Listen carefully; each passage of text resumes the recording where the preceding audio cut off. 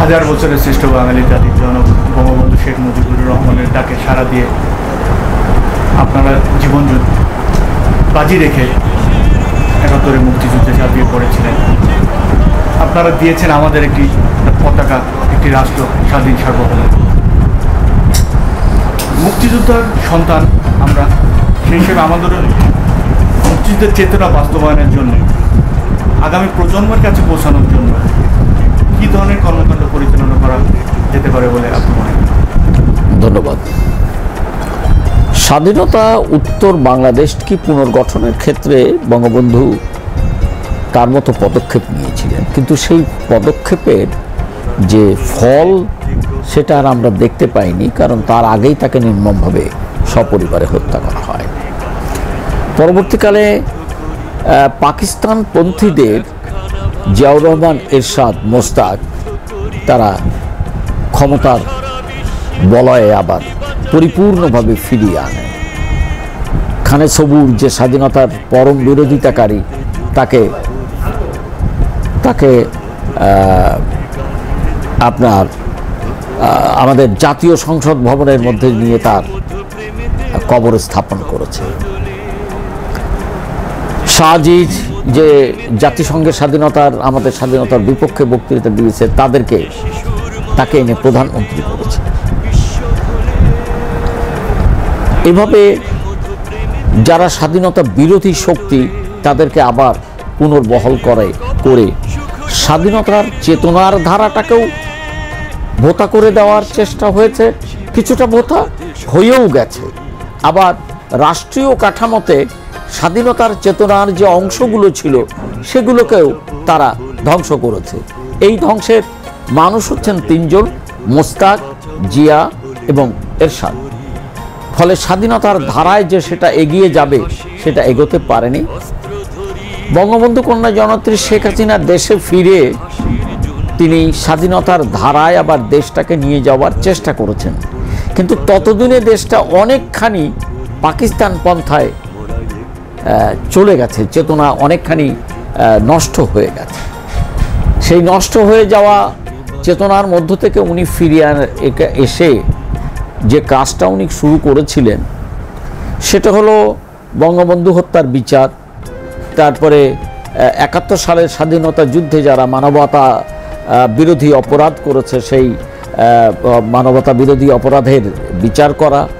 এটা একটা আদর্শিক ব্যাপার। কটা লোকের সাজা হয়েছে না হয়েছে, কি হয়েছে সেটা বড় কথা না, সব লোকের সাজা দেওয়া গেছে কিনা জানি না, সেটা ব্যাপার না। ব্যাপারটা হচ্ছে আদর্শিকভাবে যে তাদের পরাজিত, তাদের সাজা প্রাপ্য, ওই ইয়েটা এস্টাবলিশ উনি করেছেন। এটা করার মধ্য দিয়ে উনি এগোতে গেলেও দেখা গেল সংবিধানে তারা অনেক কিছু পরিবর্তন এনে ফেলেছে আমাদের মূল সংবিধানের জায়গা থেকে। সেটা উনি সব শার্টকাট করতে এখনো পারেননি, কারণ সমস্ত প্রতিকূলতা গুছিয়ে নেওয়ে, এগিয়ে নেওয়ে এই শক্তিটা সংগঠিত হয়েছিল, তারা দাঁড়ানো আছে, তাদের সাথে লড়াই করেই সামনে এগোতে হবে। তো এইটার মধ্য দিয়ে উনি এগোচ্ছেন। তবে ধরেন স্বাধীনতা উত্তর বাংলাদেশে তিনটে মতের প্রাধান্য ছিল। একটি হচ্ছে আমরা ওই পাকিস্তানপন্থীরা পাকিস্তান ধর্ম রাষ্ট্র, ইসলাম রাষ্ট্র কায়েম করবে, তারা একটা জঙ্গি রাষ্ট্র কায়েম করবে, এরকম তাদের একটা ধারণা নিয়ে তারা চলছে। আমরা একটা আধুনিক গণতান্ত্রিক রাষ্ট্র যেখানে সকল মানুষের সমান অধিকার, সকল মানুষের বাঁচার অধিকার, সকল মানুষের নাগরিক অধিকার সমান, এমনি সেটা নিশ্চিত করবে রাষ্ট্র, সেরকম একটা জায়গায় সকল মানুষের বেঁচে থাকার অধিকারও রয়েছে এবং সেটা রাষ্ট্রকে নিশ্চিত করতে হবে যে একটা মানুষও যেন সেই দেশে না খেয়ে মারা যায়। এটা হলো আধুনিক গণতান্ত্রিক রাষ্ট্রের ধারণা। বর্ণ, গোত্র, ধর্ম নির্বিশেষে সকল মানুষের সমান অধিকার, সেটার জন্য জননেত্রী শেখ হাসিনা লড়াই করছেন। কিন্তু এটা যে খুব বেশি দূর উনি যেতে পেরেছেন, এই মুহূর্তে সবটা পূর্ণ হয়েছে তা নয়। আরেক দল ছিল যারা সমাজতন্ত্র কায়েম করতে চেয়েছে।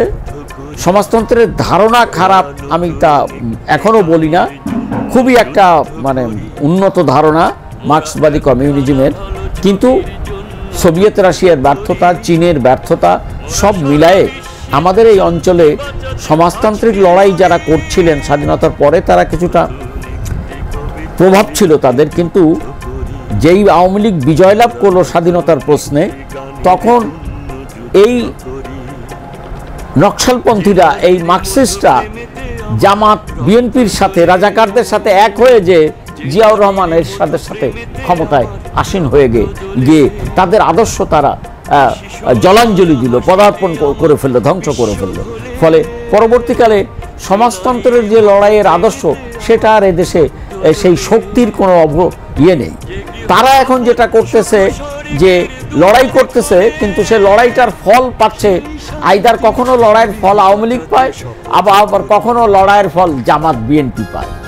তো এখনো তারা লড়াই করছে, আওয়ামী লীগের বিরুদ্ধে লড়াইয়ের ফলটা পাবে জামাত বিএনপি যদি কোনো ঘটনা ঘটে। তারা এর ফলের কোনো মালিক না, তারা আর এই জায়গায় ফিরতে পারবে না। তাহলে জামাত বিএনপির যে মৌলবাদী রাষ্ট্র গঠনের যে চিন্তা, আর একটি আধুনিক গণতান্ত্রিক রাষ্ট্র, সকল মানুষের সমান অধিকার, সকল নাগরিকের সমান অধিকার, সকল ধর্মের সমান অধিকার, এই জায়গার যে রাষ্ট্র, সেটা গঠনের কাজ উনি অনেক দূর এগিয়ে নিয়ে এসেছেন। আমরা যারা সচেতন, আমি মনে করি তাদের এখন সকলের দায়িত্ব। হ্যাঁ, সমাজতন্ত্র হলে খুবই ভালো হতো, কিন্তু সে প্রশ্নটা অনেক দূরে। কারণ এখনকার বিপদ হচ্ছে যে ওই ধরনের সাম্প্রদায়িক রাষ্ট্র তারা প্রতিষ্ঠা করবে না, আমরা একটি গণতান্ত্রিক রাষ্ট্র প্রতিষ্ঠা করব। জননেত্রী শেখ হাসিনা একটি গণতান্ত্রিক রাষ্ট্র প্রতিষ্ঠার লড়াই করছেন। সেই লড়াইয়ে শরিক হওয়াটা আমাদের সকলের দায়িত্ব এবং কর্তব্য বলে আমি মনে করি। আমরা এই কর্তব্যের মধ্যে ব্যাপার আছে। আধুনিক রাষ্ট্র গঠন করবার ক্ষেত্রে অনেক লড়াই আছে, অনেক পেরিফেরি আছে, অনেক বিষয় সংশোধনের ব্যাপার আছে, অনেক রাষ্ট্র কাঠামো গঠন করার ব্যাপার আছে।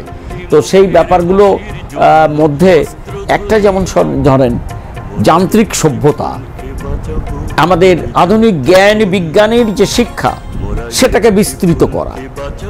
আমাদের দেশে এখন শিল্পায়ন হচ্ছে, 5 লক্ষ 7 লক্ষ লোক আমাদের শিল্পায়নে, technical man power, academic man power আমাদের দেশে তারা চাকরি করছে, আমরা সে ম্যান পাওয়ার দিতে পারছি না। আমরা মাদ্রাসা বানাচ্ছি, সে মাদ্রাসা থেকে যারাদের বানাচ্ছি তারা এই শিল্পায়নের কোনো কাজে তারা সহায়তা করতে পারছে না।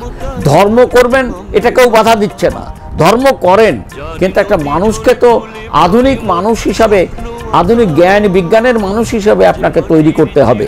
ফলে শিক্ষা ব্যবস্থা যাতে আধুনিক হয়, শিক্ষা ব্যবস্থা যাতে বিজ্ঞান ভিত্তিক হয়, শিক্ষা ব্যবস্থা যাতে আমাদের যে উন্নয়ন, আমাদের যে শিল্পায়ন, সেটাকে সাপোর্ট করতে পারে সেটা।